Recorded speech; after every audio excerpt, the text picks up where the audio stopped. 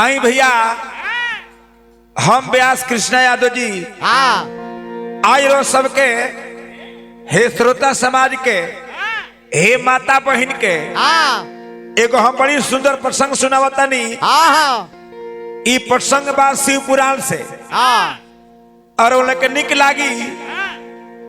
हमारे गुरु बहन लोग गुरु भाई लोग बड़ी शिव चर्चा करता तो शिव चर्चा लागी प्रसंग बा वो लोग सुनी आ गुनी तो आशीर्वाद दी ये हमरा विश्वास बा। आ वो अकेले नहीं खे शिवलाल बाबू अकेले नहीं खे केकरा से दुगोला बा केकरा से ऊंचा से नहीं कहो भाई वीरेंद्र चौहान सीमा जिला के आन बान सन ब्यास हुए ढेले से दुगोला गोले बड़े आज पाला परल बड़े आज बुझा जाई कि कितना पानी में बा। सुनत चौहान जी ताको है ने ई प्रसंग शिव पुराण के बा। भक्त कहले के हे भोला बाबा हे शिव शंकर जी हे प्रलंकर जी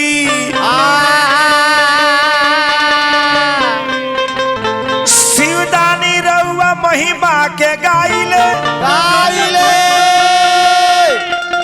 कृष्ण यादव नाम होटे माझा गोलगाराम होटे रउए चरनिया में सिर से झुकाइले। सुनो चौहानी गाना बजना शिव पुराण के हो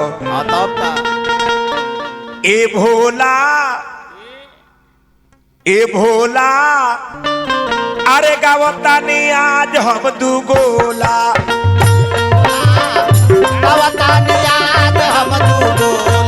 ए भोला गावतानी आज हम दुगोला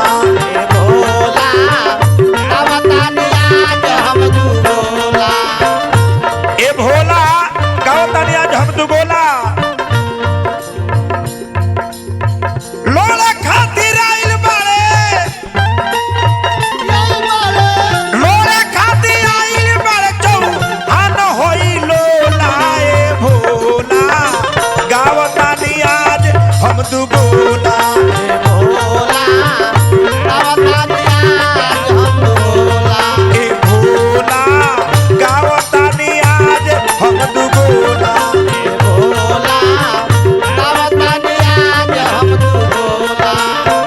आज ये तो था लागी पियोला दूध दी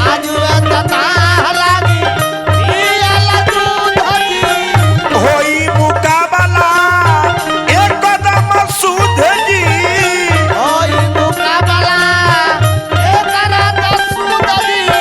चौहान आई दुगोला कृष्णा यादव जी से बा हम गारा गौरी ले व्यास ना होई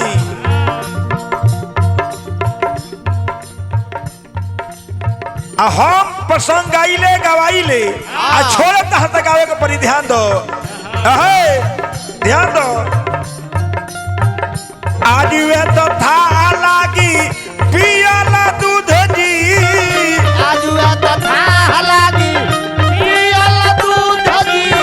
होई दुगोला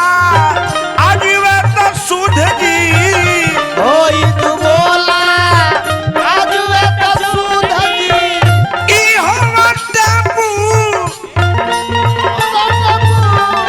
ई हमर टेम्पू हम होई रोला ए भोला गावतानी आज हम दुगोला ए भोला गावतानी आज हम दुगोला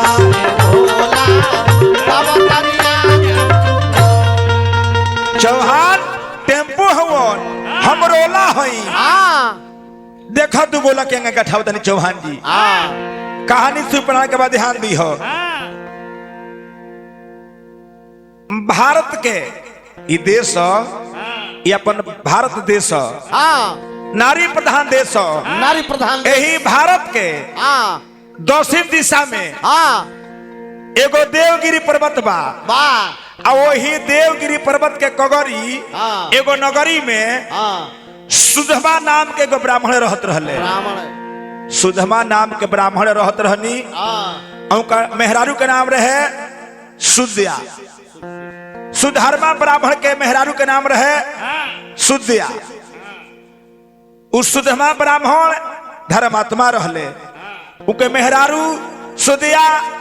पतिव्रता नारी रहली। हाँ आ भोला बाबा को लोग परम भक्त रहे। परम शिव जी का परम भक्त रहे लोग। हाँ ए बबुआ उनकर काम रहे ब्राह्मण देवता के लइकन के पढ़ावल हाँ लिखावल। लिखावल आ भोला बाबा के परम भक्त रहले। हाँ शिव चर्चा लोग के बड़ी मान सम्मान करसु। हाँ एक एगो बात के दिक्कत रहे मनोरंजन बाबू, कौन ये दोनों बेकत के हाँ एको गो संतान नहीं खान। ओ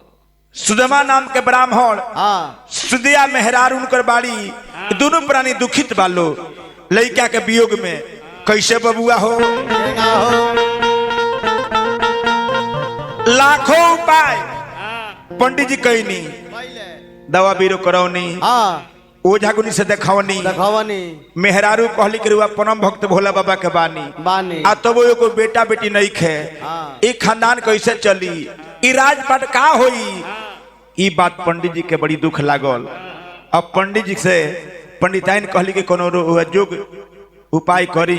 कि बबुआ हमने के हो जाओ। कैसे बबुआ रे,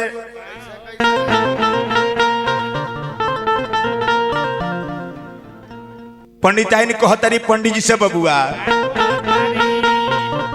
घरवा में नहीं खोना पाना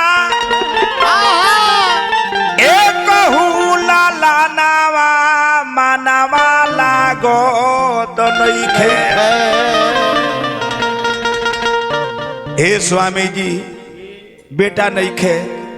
ई राजपाट कैसे चली। चली मन लागत नहीं खे। हाँ चौहान बताना मारतारी, ताना हैरुदल बताना मारतारी, हाँ। अरे सुनीलो भाई बताना मारतारी, है ना लोग ताना मारता। हाँ पंडिताइन कहतरी पंडित जी से कैसे कहतरी बबुआ कैसा कहतरी घरवा में नहीं खोना पाना अपना अरे कहू लाला नावा मानवा लागो तो नहीं खे। सुनी सुनी स्वामी जी हमार मानवा लागोते नहीं खे। सुने सुने स्वामी जी हमार मनवा लागो। सुनी सुनी स्वामी जी हमार मानवा लागोते नहीं खे। सुने सुने स्वामी जी हमार मनवा लागो। ए हाला मेहरारू कहतारी पंडिताइन पंडित जी से कहतारी कोरी रौरा कवनो जाके जोग जाता नावा मानवा लागो नहीं खे। अरे रौरा कवनो जाके अभिषेक जतनावा मनवा लागो। मानिली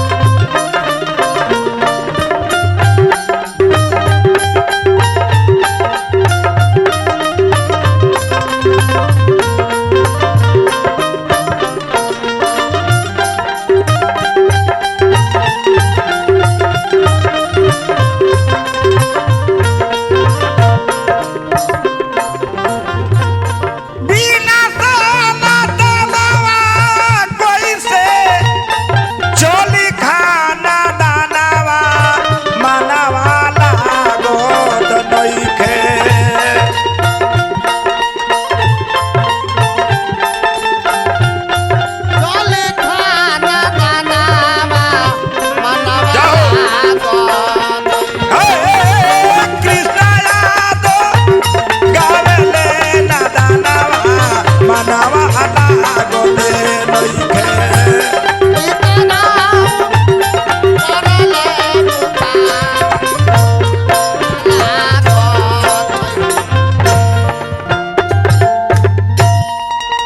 पंडिताइन कहली पंडित जी से कि बेटा नइखे ई राजपट कैसे चली हमनी के भोला बाबा के भक्त हई सो आ तबो हमनी के ई हालबा कौन उपाय करी तभी है पंडित जी ढेर जोग जब कैले तब हो लइका ना भई पाणे जी तब सुद्या अपना पति देव से कहतरी कि हमारे को छोट बहन बिया को नाम बा घुसमा ओकरा से हम बियाह और करावतनी रउरा कॉली और हमनी के खानदान चल जाई मेहरारू के बात जब सुनले पंडित जी तो कहनी कि ना हे प्राण प्यारी ऐसा बात मत कहो आज बियाह करबू आ बिने तरह सौतिया डा हो जाई बिना सौतिया डा हो जाई कहली कि ना पति देव ऐसा हम ना करो हमारा बहन है छोट ओकर नाम घुसमा बा हम बियाह करावतनी खानदान चल जाई अहो भागबा तब मेहरारू के बात मान के देखी ना समय ऐसा बा एगो उ समय रहे एगो ई समय बा कि मेहरारू हो के अपना पति के दोसर का बियाह अपना बहन से करावतारी एहू बराबा ये हमनी के मेहरारू सुनलो सजी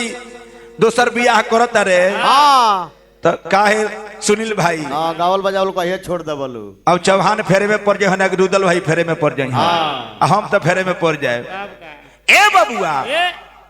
उहे घुसमा से धूमधाम से बियाह करवली बियाह जब होई तब पंडित जी अपना साली के घरवाली बना के आ घरे लेके आवतनी भाव लगता बबुआ कैसे आओ मन जा बाबू बेरा में तनी निरुल के भाव लगता आई एम कृष्णा यादव चौहान जी ध्यान दो ई गाना बजना होता कहे ना ध्यान दो पंडित जी के आरे भइला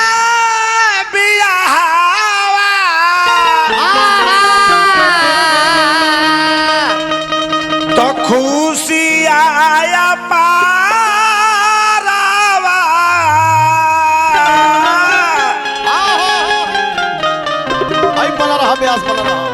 भइले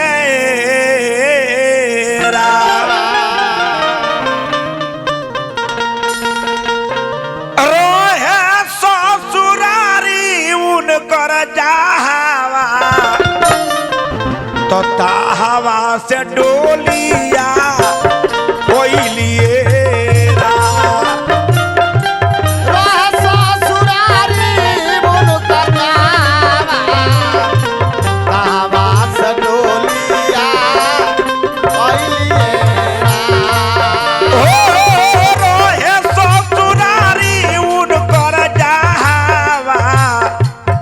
हवा से डोलिया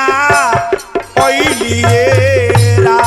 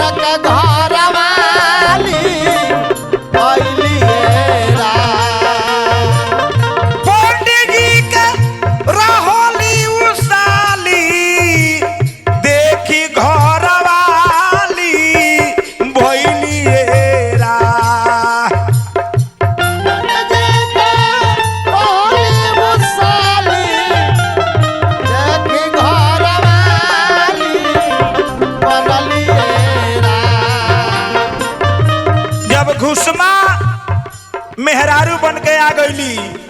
उनका पोर पहन के देखी का होता तनको कोनो बात के दिक्कत नहीं खे बबुआ रे भइली नाही सुतिया के डावा तो खुशी आया पारावा भइले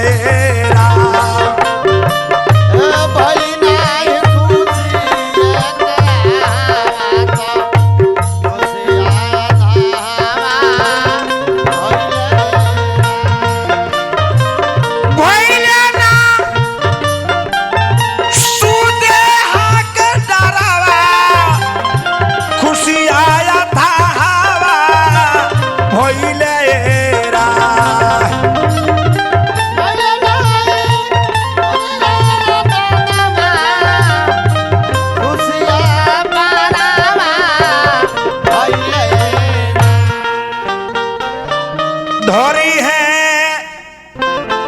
चौहान घर के रावा यही जगह पर चौहान धरब चौहान घर के रावा तो खुशी आया था आ रहे रा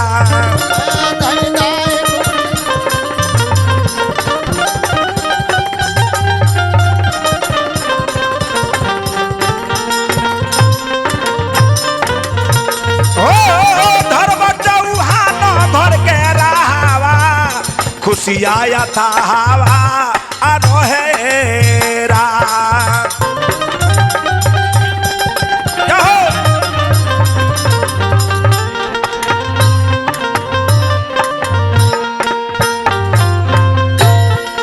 और चौहान जी हमारे कताई जा खड़ी लगता आओ आओ गाओ बताओ हे श्रोता समाज के सुनाओ कि बियाह भइल एकरा बाद का भइल गाओ आओ आओ अच्छा भैया हम वीरेंद्र चौहान व्यास तमाम भोजपुरिया समाज के सादर प्रणाम करतनी आयो अभी अभी सुननी हनु हिनका से दू गोला गावल ई कृष्णा यादव हवन ई कृष्णा यादव के दिमाग अब काम करत रत बाना ना आ दू गोला गावे है वीरेंद्र चौहान से आ गइले आ चैलेंज वीरेंद्र चौहान के करता रे कि कहानी गा के सुनाई हो आ कृष्णा यादव जी हमरा के धमकी ना देवे के हाँ देख हम हई गेहूं साहब आ गेहूं साहब के अंगुरी ना देखाव जाला ना तो हम डसम नु तो गाजो फेंके के समास ना दे बात बतियोले बड़ो जावना व्यास करो रसब सुनने नु शिव पुराण के कहानी गावत रहे जावना व्यास के पंडित जी के नाम धरे के लूर नहीं खे उनकर नाम रहे सुधारमा आई कहत रहे सुधमा सुधमा आ तारा व्यास के हो तो व्यास हो कि लीलगणास हो थाहे ना लगेला ना बुझाई आ पंडित जी सुधारमा जी के मेहरारू के नाम रहे सुदेहा सुदिया सुदिया पहले पढ़ो आ तब चौहान से आके तू गोला लो यही से हम कहिले कि धमकी दे के काहे गावता रे तू गोला ए जादो जी अरे धमकी दे के काहे गावता रे तू गोला ए जादो जी आय अभी बाल तू मोला ए जादो जी अभी बाल तू मोला ए जादो जी अभी बाला तू मोला ए जादो जी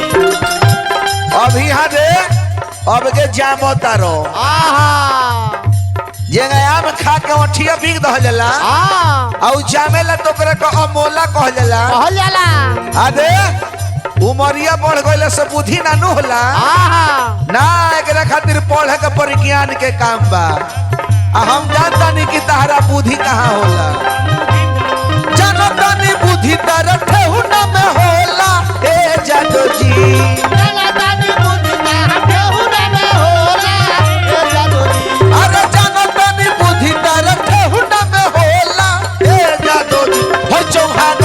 सोला ए जादो चलो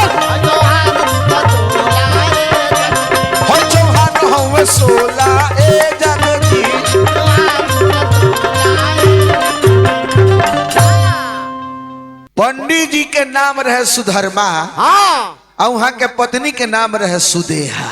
दिया सुदेहा आ सुदेहा के बहिन के नाम रहे घुसमा। जौना बहिन से बियाह करावे खातिर पंडित जी से कहली, हाँ पंडित जी कहनी कि तू बियाह तो करा देबू, आज बहिन है तो उनका से प्रेम बा, हाँ लेकिन बियाहवा करा देबू तो हमार मेहरारू हो जाई है आ तहार सौतीन हो जाई है, तब तेरा डाह हो जाई। क्या हो जाए सवतिया डाह में मुँह लगबू। हाँ कहली कि ना हम ही सोचतानी कि हमार कुल खानदान के चली। चली यही के बात के लेके आ पंडित जी के पहिलकी मेहरारू अपना बहिन घुसमा से पंडित जी के बियाह करा देता दी। आ जब आ गईली दूसर की मेहरारू पंडित जी के, तो जान जाई घुसमा अपना बड़ बहिन के रानी खानी मानस, रानी खानी मानो तारी, सेवा सत्कार करो तारी। हाँ आ पंडित जी के बड़की मेहरारू पहिलकी मेहरारू हाँ छोटको से कहली कि हो सुन तारू, सुनतारू रोज हम शिव जी के पूजा करिले, पंडित जी शिव जी के पूजा करिले, हाँ आ रोज तू 101 पार्थिव बनई हो शिवलिंग के, पार्थिव पूजी हो हाँ आ वो पार्थिव पूज के शिवलिंग के हाँ आ हो दे देखो तो हो पोखरा बा, हाँ वो पोखरा में विसर्जन को दी हो। रोज घुसमा नाम के जौन पंडित जी के दूसर की मेहरा रहली 101 पार्थिव के बना के शिवलिंग के पूजा करोस आ बगल के पोखरा में ओकरा के विसर्जन को देस। भगवान भोलेनाथ खुश भइनी आ महादेव जी के दया से ए गुरु बहिना, हाँ ए गुरु भैया, ए गुरु भाई महादेव जी के दया से खूब सुंदर सर्वगुण संपन्न सुधर्मा पंडित जी के एगो बबुआ होता रहे। तो सोहर मंगल गवाता केंगा बुढ़ारी में हमरा कृष्ण यादव ब्याह जी के 3-3 गो बोछरू भइले हैं सो एके पर एक। हाँ बाप रे बाप, इनको मेहरारू पुरहिया होई, साफा साफ पुरहिए होई। का कहले बनी? हाँ जी महाराज। धरत नस पकड़ा जाला। तो तनिए जी सोहर होता, कैसे सोहर के भाव लगता बबुआ? कैसे कैसे तो सोहर के भाव लगता शिव गुरु फेरनी नयनवा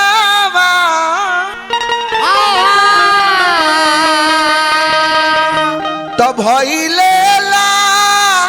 लानवा, तो भइले लानवा नु ए लालना, ए लालना, ए लालना, खुशी बाटे सब कर मानवा, अगनवा उठे सोहर है, खुशी बात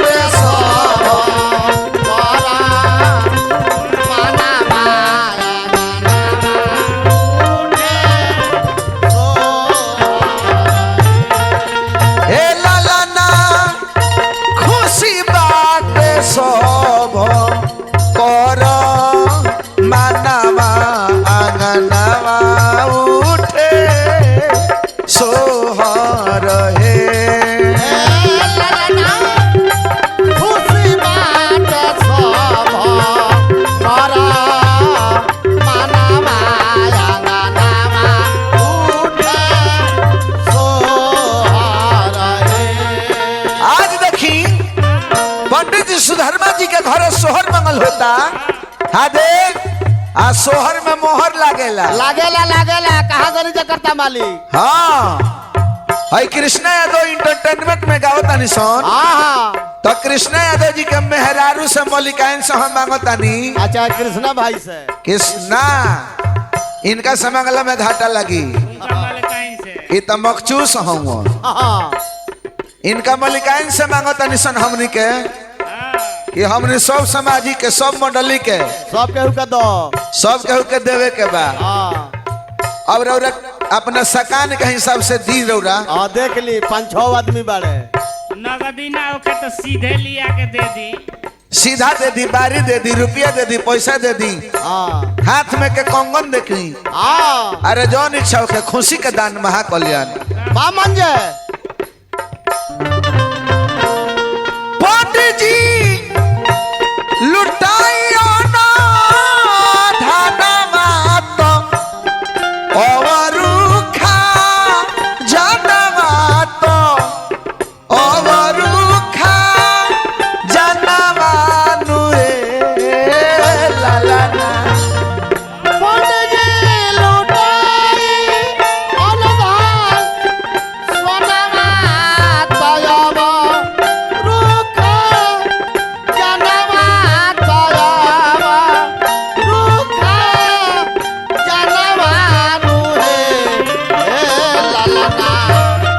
हे लाला ना, हे लाला ना, शिवाजी के हो खो ताभा जनवा अंगनवा उठे सोहर हे।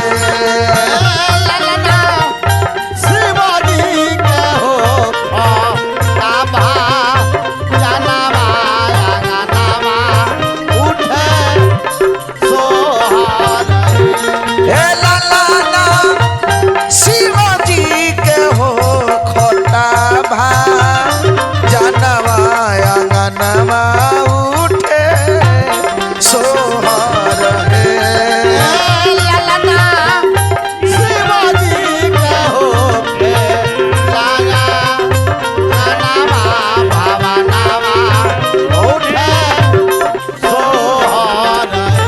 पंडित जी के दोनों मेहरारू लड़का भइले के बाद बड़ी गोच वालो खुशी वालो आ महादेव जी के भजन गावता लो। आ देखी हई जौन मन करता तो लुटावता लो। मैया जी लू दावली गंगा नवा तो अवरु खा जनवा तो अवरु गा हनवा नुए लाला ना।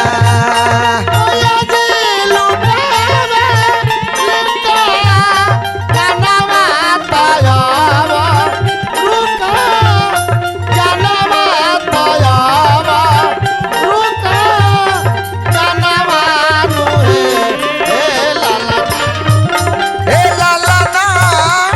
गबल बीरेंदर चौ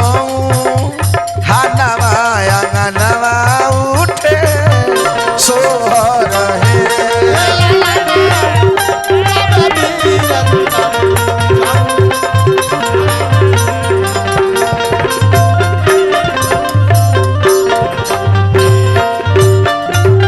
हाँ कृष्ण यादव जी कृष्णा जादू तेरा बुझात न बा देखा कि गौनई केंगा होला केना होला या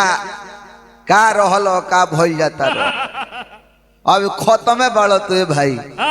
काहे के गाँव तरह बजाओ तरह एल निमन एगो बिजनेस कलो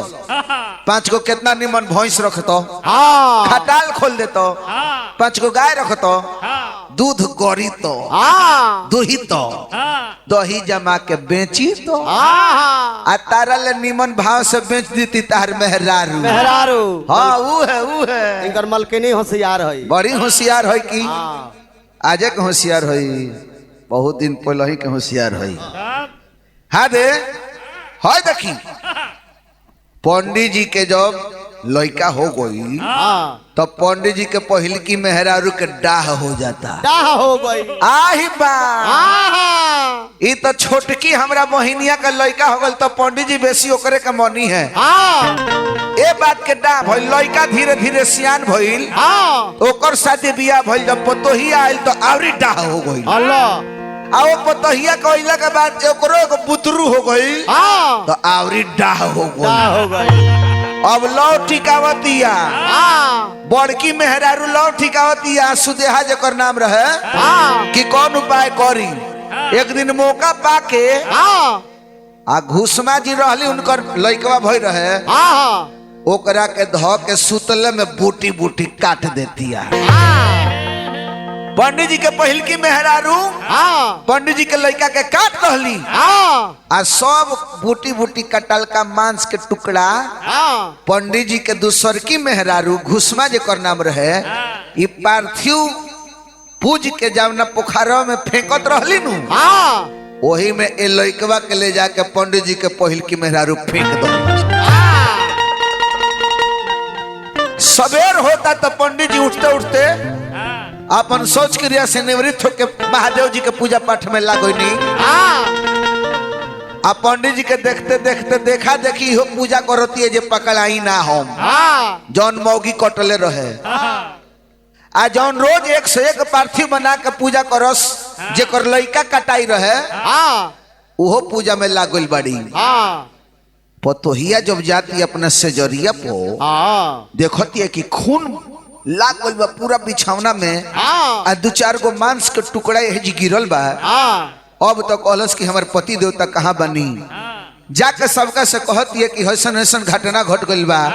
लेकिन पंडित जी महादेव जी के पूजा में व्यस्त बानी। घुसमा जिन बाड़ी जेकर लइका मरल बा कटाइल बा उहो पूजा में व्यस्त बाड़ी। आई तो देखा देखी व्यस्त भी है जौन कोटले भी है तो जान जाइन जे केहू सुनत नहीं खे। पंडित जी के दूसर की मेहरारू घुसमा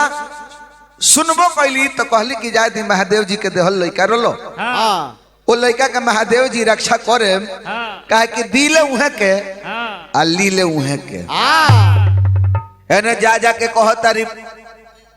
पंडित जी के पत्तो हो जाके कहतारी कि हमरा पति देवता के कोनो मुआ दहलस रो रो के कहतारी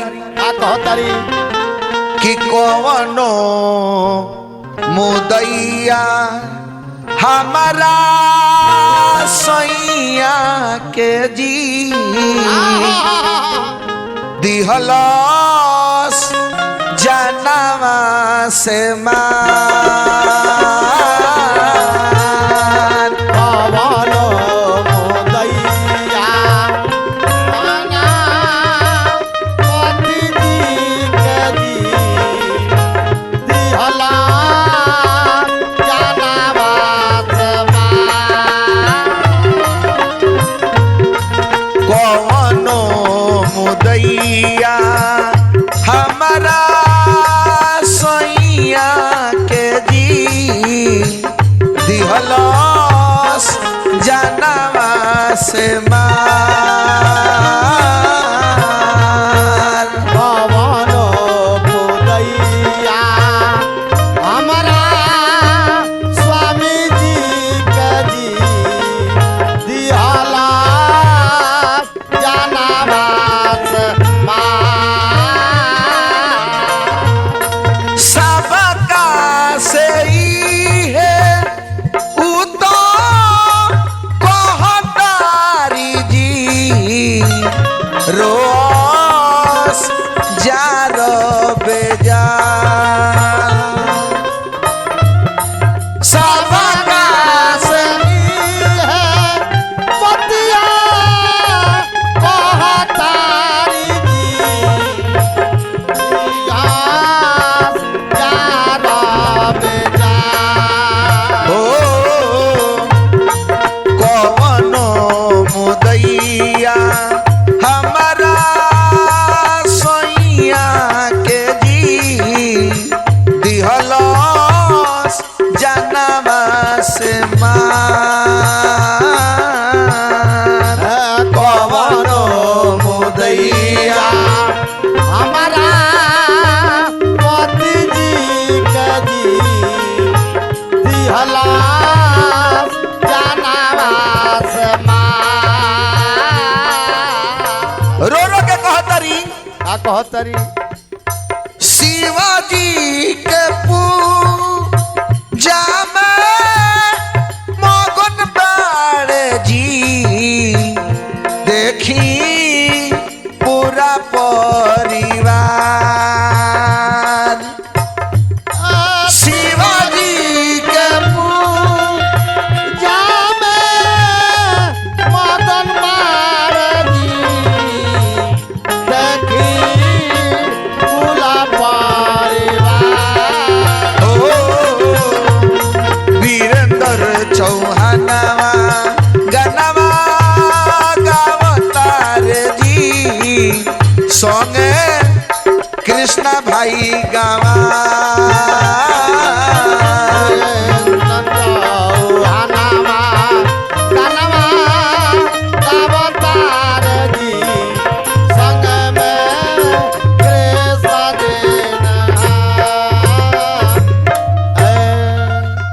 कृष्णा भाई गंवार बड़े आई गंवार हूँ कि हुड़ार हूँ क्योंकि मैं के सियार हूँ आ कि स्टेशन पर का पकिट मार हूँ हमरा समझे न आवेला ना माझा स्टेशन के हाँ दे पतो हरवो तारी आ सभे महादेव जी के पूजा पाठ में लागल बा अब एने का कहली का कहली पार्थिव पूजा तारी 101 शिवलिंग के पार्थिव पूजली घुसमा आ ले जाके पोखरा में विसर्जन कैली आ विसर्जन क के जब निकलली महादेव जी के कृपा महादेव जी के दया से उनकर लड़का जियोते भेंटा जाता देखली तो ना खुश भइली ना दुखी भई रहली कहली कि त महादेव जी के दया हो ए पर महादेव जी प्रगट होके कहतन कि घुसमा ताहार 103 ताहार खास बड़ बहिन तारा बेटा के मुंह लसियो जाता ने ओकरा के ही त्रिशूलिया से ओकरा के मुंह दे हो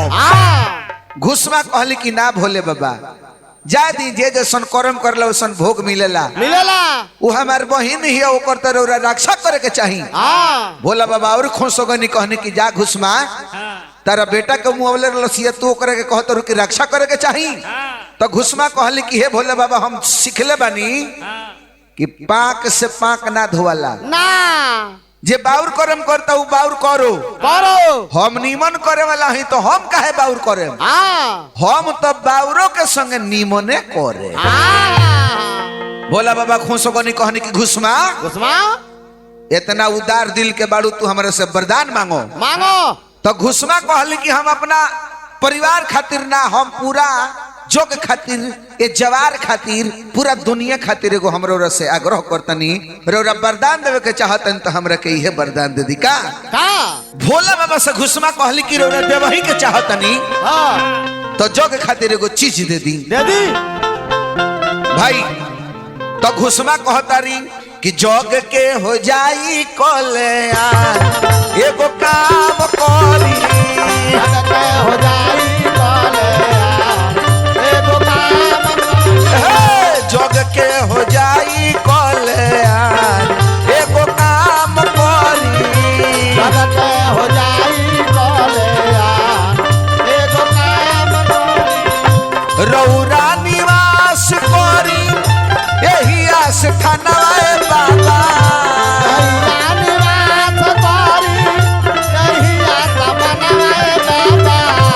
रौरा से पहले हमार रहे सादा नमवे बाबा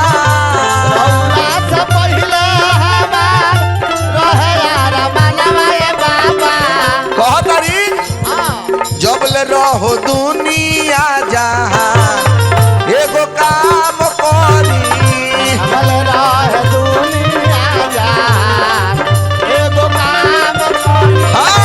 जग के हो जाई कल्याण एगो काम करी हो जाई एगो काम घुसमा कहली कि हे भोले बाबा जमुना जगह पर हम ले आके रौरा दर्शन दिल बनी हमरा के प्रगट भइल बनी सदा यही जी रही रौरा विराजमान रही भोला बाबा कहनी कि जा घुसमा हम तारे के वरदान देता नहीं कि जगह पर हम हमेशा रहब शिवलिंग के रूप में और शिवलिंग के नाम पर देखल जाओ तो घुसमा कहली कि रौरा ले पहले हमार नाम के उच्चारण होखे तो है 12 गो ज्योतिर्लिंग होला तो सबसे बड़ा हमारा ज्योतिर्लिंग यह हो घुसमेश्वर नाम के ज्योतिर्लिंग की कहानी हो तो वो ज्योतिर्लिंग के नाम घुसमेश्वर पड़ल उ है घुसमेश्वर भइल ब्रह्मा ज्योतिर्लिंग हो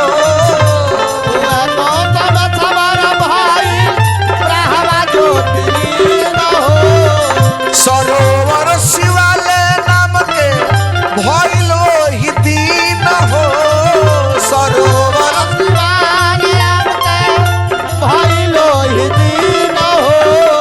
तो गोवल वीरेंद्र चौहान एगो काम करी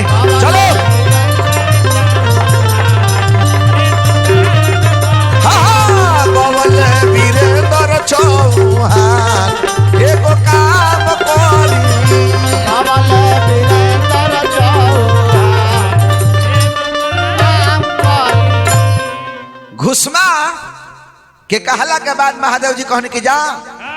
ई जौन लिंग होई हमर बराहवा ज्योतिर्लिंग होई एक और घुसमेश्वर नाम परी तो हमारा नाम के पहले तहार नाम बा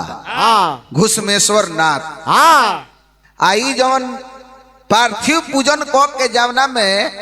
रोज नित्य दिन जवना पोखरा में तू विसर्जन कैले बड़ू ई पोखरा के नाम शिवालय पड़ जाई। शिवालय ये पोखरा में जे स्नान क के घुसमेश्वर लिंग के पूजा करी ओकर हर मनोकामना पूर्ण होई। तब पंडित जी सुधारमा और उनकल पहलकी मेहरारू सुदेहा आई घुसमा तीनों जानी प्रदक्षिणा कर 101 बार। आ जब पहलकी मेहरारू सुदेहा देखली कि लड़का जी गल बतल्ला जाइल बारी तब भोले शंकर महादेव जी कहनी कि घुसमा ई बराहवा ज्योतिर्लिंग होई आ तारा नाम से होई काहे कि तहार नाम पहले होई आ बाद में हमार नाम होई तो ज्योतिर्लिंग के नाम पड़ल घुसमेश्वर नाथ। ये बराहवा ज्योतिर्लिंग हो। अब भोला बाबा कहनी कि जावना पोखरा में तू पार्थिव पूज के अब विसर्जन कैले बड़ू ओ पोखरा के नाम शिवालय पड़ी। शिवालय वो शिवालय नाम के पोखरा में जे स्नान करके हमरा बराहवा लिंग घुसमेश्वर नाथ के पूजा करी ओकर हर मनोकामना पूर्ण होई। भोला बाबा कहनी कि जा घुसमा 101 पीढ़ी तारा खानदान में नामी से नामी गिरामी से गिरामी राजन हुई है आ राजा लो राज करी आ तू अब कोनो चिंता मत करो। तले पंडित जी अगनी सुधर्मा जी उनकर मेहरारू अगली सुदेहा जी और सुदेहा जब देखली कि लड़का जी गइल बा तो लजा गइली जगह है कृष्णा जदो लजाइल बड़े जे चौहान जी खानी हम गौनी हो ना तो लजाइल भी लइया खामा नीचो रे बाप रे बा। तो तीनों प्राणी वो शिवलिंग के प्रदक्षिणा कइलो आ गोल लगे कहलो कि नमः शिवाय नमः शिवाय नमः शिवाय नमः शिवाय। बोल